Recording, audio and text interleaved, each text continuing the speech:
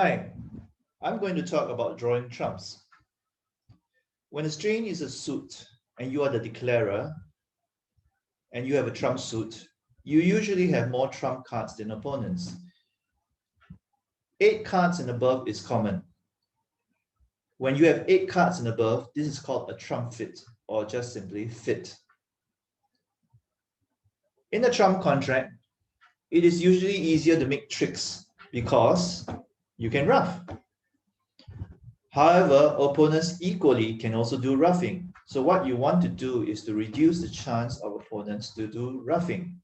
So it is usually wise to play trumps as soon as possible to use up cards that opponents have. Then with your remaining trump cards, you can use it for ruffing.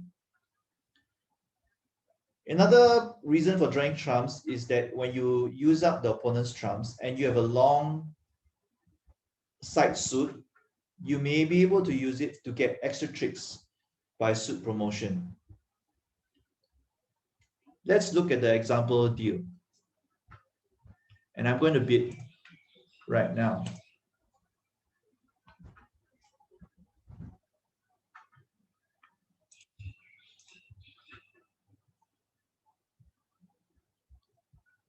All right, so now I'm the declarer, 2 spade by itself. The lead is from west.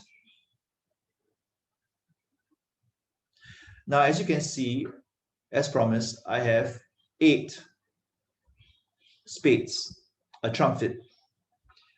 But I also have 9 diamonds. Let's say I just take the first trick. Now, it is quite common for beginners to just immediately try to take a quick trick. They already have an ace of diamonds and they have a king of diamonds. So it is quite common for beginners to say, oh, why don't I just play the king next to win my second trick? Now you have 9 diamonds, opponents have 4 diamonds. It is quite possible that, in fact, opponents had left their single diamond and East has 3 diamonds. Therefore, you've gotten ruffed, right? So therefore, you have lost an unnecessary trick to opponents, and to top it off is using your king of diamonds.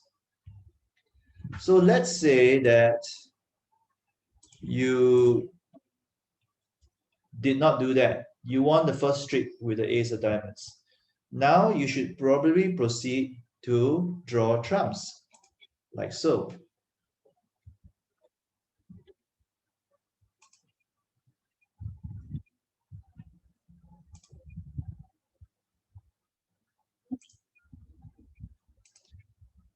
There's 2 rounds of spades and 3, there was 8 cards, now it's 11 cards have been played. Your 2 remaining trump cards, the 8 and the 2 of spades, are the only remaining trump cards in this deal. And you know that 1 round of diamonds have been played. 1 round of diamonds have been played. Now, East-West have 2 diamonds left. So you can proceed to, for example, try to draw the diamonds. If you are lucky, the 2 diamonds are split evenly, but you're not that lucky, so it's all right. You play the next card in order to deliberately lose it to your opponent. Now, opponents now have no more diamonds. Therefore, your 3 diamonds are winners, even though they are of very low value. This is one reason why you might want to draw trumps. Let's look at the second example deal. Let me get through the bidding again, as usual. And here I'm again the declarer in 2 spades.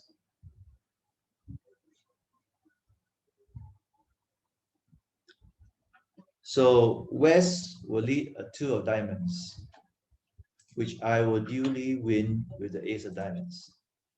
Now, in this case, I have a counter example to the maxim that you should draw trumps as soon as possible.